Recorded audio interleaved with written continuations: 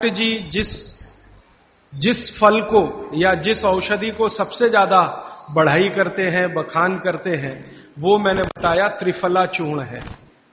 भागवत जी का ये कहना है कि पृथ्वी पर अगर कोई अमृत चीज है, अमृत तत्व है, तो वो ये त्रिफला है।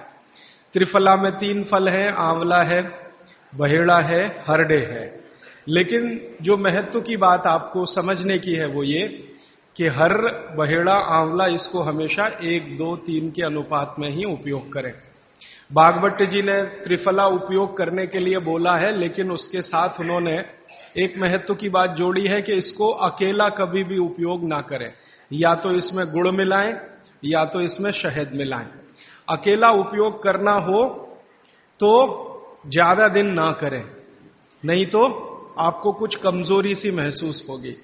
ज्यादा दिन से मतलब 3 महीने के आगे ना करें।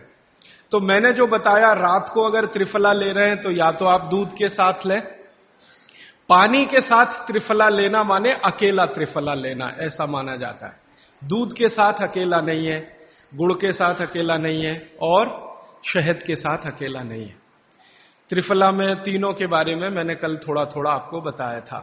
ऐसे ही भागवत जी कहते हैं त्रिफला जैसी ही एक वस्तु है, त्रिकटु है। फिर ऐसे कर करके उन्होंने पूरी 108 की सूची बताई है। अब मैं उसको विस्तार में नहीं जाना चाहता, क्योंकि थोड़ा समय कम पड़ रहा है मेरे पास और मुझे आगे की कुछ बातें जो छूटी हुई हैं वो बतानी है। त्रिफला जैसी कुछ वस्तुओं के बारे में मैंने कल कहा था, जीरे के बारे में कहा था, आपको थोड़ा हींग के बारे में कहा था, अजवाइन के बारे में कहा था।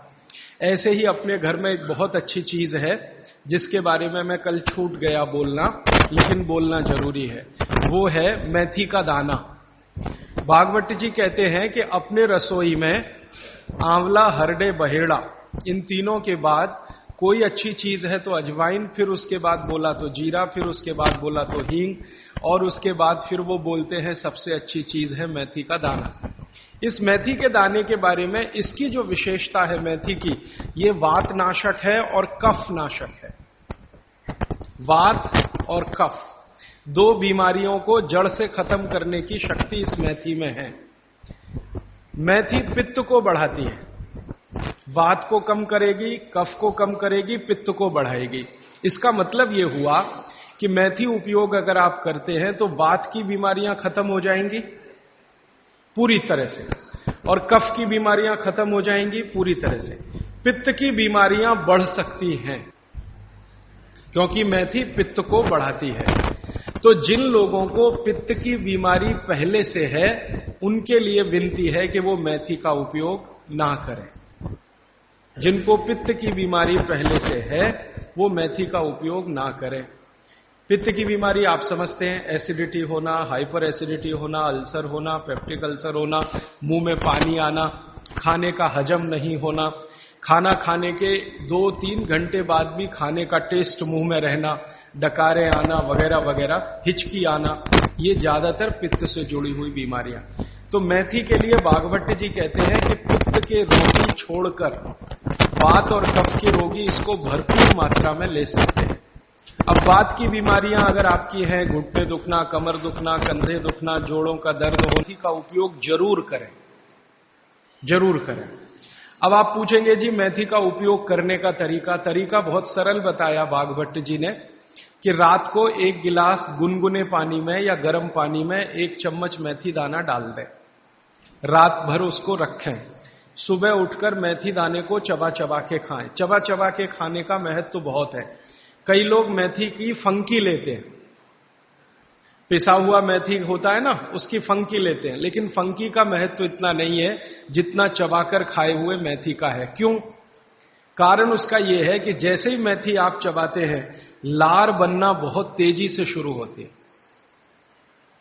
क्योंकि मेथी का जो स्वाद है ना वो कटुक है, कषाय स्वाद है उसका। तो उस स्वाद की कोई भी चीज आप चबाएंगे बहुत तेजी से लार बनेगी, और वो लार मैंने आपको पहले ही बता दिया है आपके जीवन के लिए बहुत ही महत्वपूर्ण और उपयोगी है। इसलिए मेथी दाने को चबाकर खाने का असर बहुत गहरा और बहुत अच्छा होता है। तो आप मेथी दाना नियमित रूप से अपने घर में रखें, रसोई में रखें, उसका उपयोग करें। इस मेथी दाने के लिए एक बात वैसे मैंने महसूस की है, हमारे ज्यादातर घरों में अचार जितने भी बनते हैं सब में मेथी होती है, ज्यादातर। तो आप बागवट जी की बात अगर मानते हैं और सुनते हैं तो जो भी अचार में मेथी है वो अचार नहीं है, औषधि है, दवा है। माने आप कभी भी अपने जीवन में ऐसे अचार खाने से परहेज ना करें जिसमें मेथी है। मेथी है तो जरूर खाएं, वो चाहे आम का अचार हो, चाहे कोई भी दूसरा नींबू का हो, या जो भी अचार आप डालते हैं, अगर मेथी है तो जरूर उस अचार को आप खा सकते हैं। कुछ अचारों में मेथी के अलावा ये भी होती है, अजवाइन होती है। अगर अजवाइन है तो आप जरूर अचार खा सकते हैं, क्योंकि महत्व की बात जो आपको मैं समझाना चाहता हूं वो ये कि किसी भी अचार पर, किसी भी फल पर औषधियों का असर फल से ज्यादा होता है। जो विज्ञान की बात है वो ये कि आपने अचार डाला, तो मान लो आम का फल था, आम के फल का अचार डाला, अब इस पे मेथी पड़ गई या इस पे पड़ गया ये अजवाइन पड़ गई, तो अजवाइन और मेथी दो ऐसी औषधियां हैं जो दूसरे के प्रभाव को बहुत कम और अपने प्रभाव को बढ़ा देती हैं। तो कई लोग ऐसा घबराते हैं ना, मुझे अचार खाना तो अच्छा लगता है लेकिन खा नहीं सकता क्योंकि मुझे ऐसी तकलीफ है। मैं आपको यह कहना चाहता हूं कि अगर मेथी पड़ी हुई है किसी भी अचार में और आप वात के रोगी हैं या आपको कफ की तकलीफ है तो बेझिझक वो अचार खाइए, तो अचार के साथ मेथी जाएगी। और अचार में पड़ी हुई मेथी का असर पानी की मेथी से कई गुना ज्यादा हो जाता है।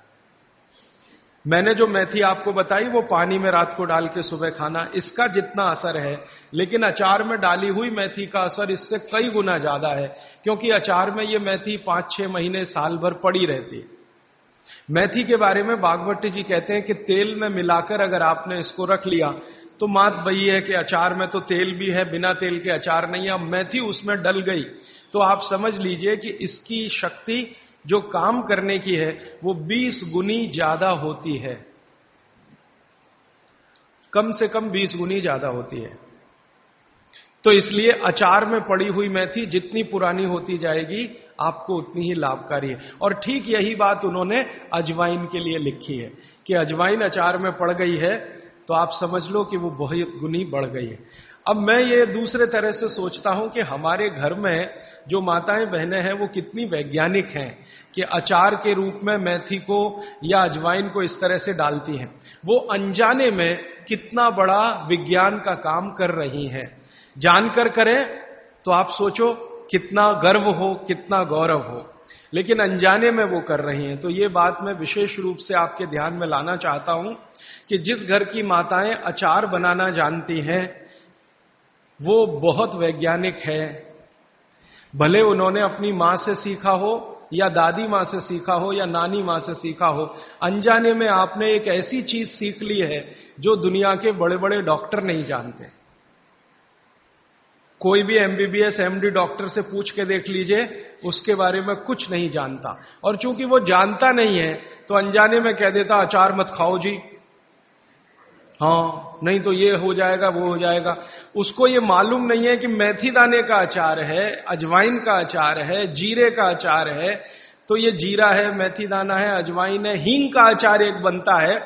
तो बागवट जी कहते हैं कि जितने तरह के फलों के अचार हम बनाते हैं उसमें आयुर्वेदिक औषधि अगर पड़ गई है तो वो फल का असर कम है, औषधि का असर ज्यादा है।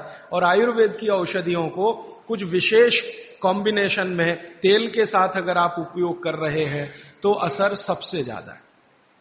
माने बागवट जी के हिसाब से अचार आप जरूर खाएं, लेकिन इसमें उन्होंने बोला है कि अचार महत्व की बात है कि उसमें या तो मेथी हो, या तो अजवाइन हो, या तो जीरा हो, या तो हींग हो, दालचीनी हो, जो भी है, औषधि के बिना अचार ना खाएं। ये है उनका सूत्र। थोड़ा आगे बढ़ते हैं। वो हमारे रसोई घर में एक चीज के बारे में बहुत बखान करते, माने बहुत बढ़ाई करते। वो ये कहते हैं कि जो लोग खाने के बाद पान खाते हैं चूना मिलाकर, वो जिंदगी भर वात के रोगी होंगे नहीं। जो खाने के बाद पान खाते हैं चूना मिलाकर, वो जिंदगी भर वात के रोगे होंगे नहीं। माने चूना वो बोलते हैं सबसे बेहतरीन वातनाशक औषधि है। मेथी का दाना तो है ही, चूना उससे थोड़ा 1 डिग्री ऊपर है। मेथी दाने से चूना सबसे अच्छी वातनाशक औषधि है। चूने के बारे में भागवत जी का बहुत बहुत रिसर्च है, बहुत रिसर्च है। और वो ये कहते हैं कि ये भगवान की दी हुई प्रचंड मात्रा में अद्भुत ऐसी चीज है जो आपके वात के सब रोगों को दूर करेगी। माने घुटने दुखते हैं, कमर दुखती है, कंधा दुखता है, चूना खाइए। फिर वो कहते हैं कि इतना ही नहीं, शरीर में कैल्शियम जो है ना, कैल्शियम ये एक घटक है, माइक्रो न्यूट्रिएंट इसको कह सकते हैं अंग्रेजी में, सूक्ष्म पोषक तत्व है।